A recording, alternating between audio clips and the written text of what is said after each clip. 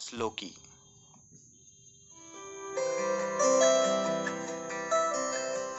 अद्भुत भारतीय संस्कृति वैदिक काल से लेकर वर्तमान काल तक अनगिनत विदुषियों के विभिन्न योगदानों की साक्षी रही है।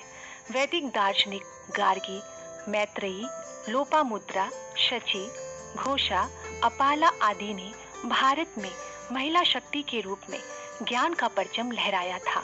तभी से लगातार भारत की बालाएं किसी न किसी क्षेत्र में अपने आप को अद्वितीय सिद्ध करती आ रही हैं। ज्ञान, साहस, कला और कल्पनाशीलता के दम पर महिलाओं ने दुनिया भर में अनेकों कीर्तिमान स्थापित किए हैं। घर और रसोई की चारदीवारी से निकलकर नई जमीन तैयार की है। इसीलिए नारी शक्ति को महिमा मंडित करते हुए बहुत ही सुंदर शब्दों में नमन किया है हिंदी भाषा के महाकवि जयशंकर प्रसाद जी ने। नारी तुम केवल श्रद्धा हो, विश्वास रजत नक पगतल में, पीयूष स्रोत सी बहा करो जीवन के सुंदर समतल में। हमारे समाज में बहुत सी महिलाएं हैं जो शिक्षा और साहित्य के क्षेत्र में महत्वपूर्ण योगदान दे रही हैं। तो ऐसी ही काव्यमयी व्यक्तित्व की धनी है श्रीमती सविता वर्मा गजल, जिनके काव्य संग्रह, गजल संग्रह, लघु कथाओं ने लोगों के दिल को छुआ है। इनकी कल्पनाओं एवं सृजन के लिए सविता वर्मा को अनेकों पुरस्कारों से सम्मानित किया गया है।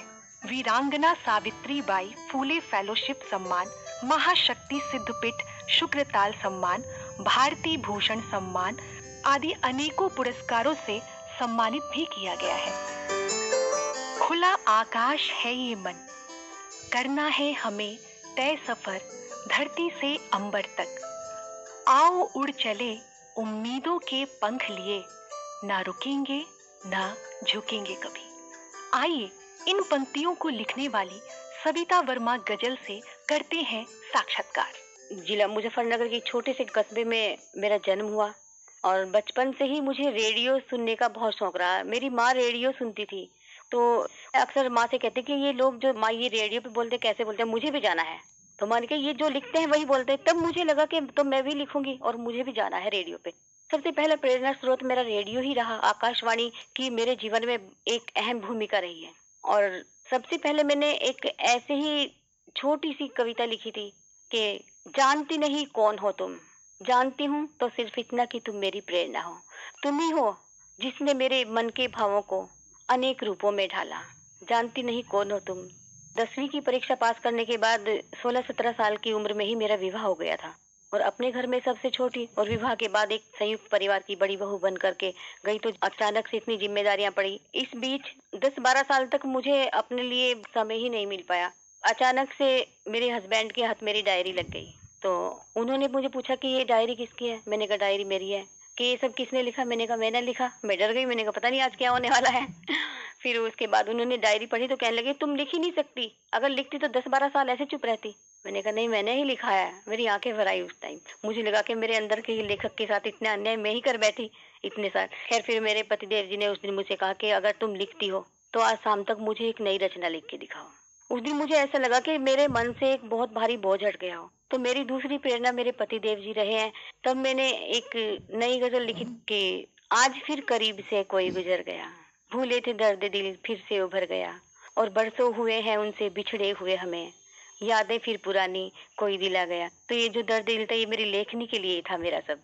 10वीं के बाद एक बचपना ही होता है, विवाह का हो जाना और परिवार की अचानक से इतनी जिम्मेदारी। तो इन चुनौतियों में भी मैं घबराई नहीं। मुझे लगा कि एक वक्त आएगा मेरे लिए भी। मैंने अपनी इच्छाओं को, अपनी जो मेरा लेखन अंदर की कवि को मरने नहीं दिया, उसे हमेशा जिंदा रखा। और फिर शादी के 12 साल बाद ही मैंने पढ़ाई भी पुनः शुरू की। फिर 12वीं के बाद भी मेरे ससुर एक्सपायर हो गए। परिवार की फिर जिम्मेदारी आ गई बड़ी बहू होने के नाते। लेकिन उसके बाद भी फिर मैंने कहानी लेखन महाविद्यालय से कहानी में डिप्लोमा किया। धीरे धीरे मुझे मेरे हौसलों को उड़ान मिली। फिर एक पारिवारिक समारोह में मेरी मुलाकात मेरी हिमाचल प्रदेश की आशा शैली जी, वो मेरी काव्य गुरु भी हैं आज, उनसे हुई। उनसे बातचीत के दौरान मुझे पता चला कि वो बहुत अच्छी कवित्री हैं। फिर मैंने एक बार उन्हें अपनी ससुराल में आमंत्रित किया, वो आई। वहाँ फिर मैंने उनको अपनी डायरी दिखा कि शायद यहाँ से कुछ बाहर का रास्ता मुझे दिखाई देगा आगे बढ़ने का। उन्होंने मेरी कविताएं सुनी तो उन्होंने झट से बोला कि पागल लड़की हो, जो इतना अच्छा लिखते हो फिर भी अपनी लेखनी को डायरी में बंद करके रखा है। तुम इस क्षेत्र में आना चाहती हो तो फिर पीछे मुड़ के मत देखना।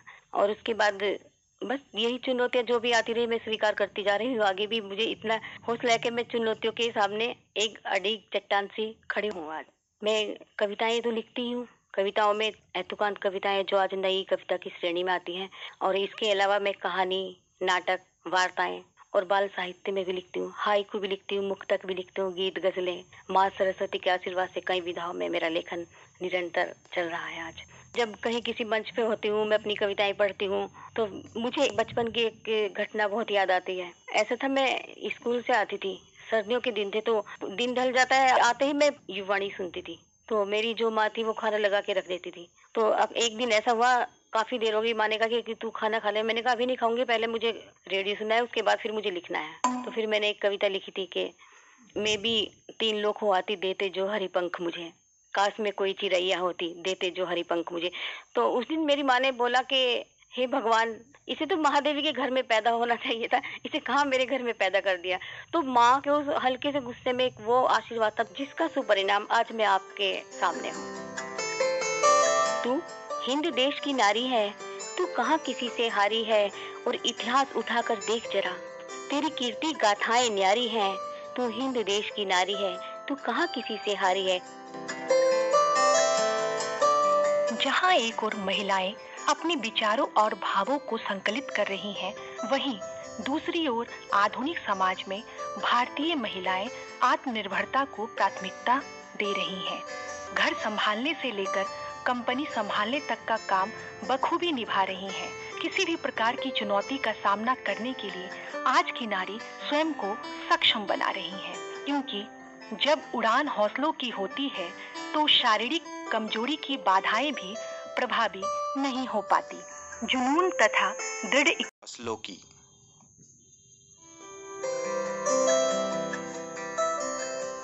अद्भुत भारतीय संस्कृति वैदिक काल से लेकर वर्तमान काल तक अनगिनत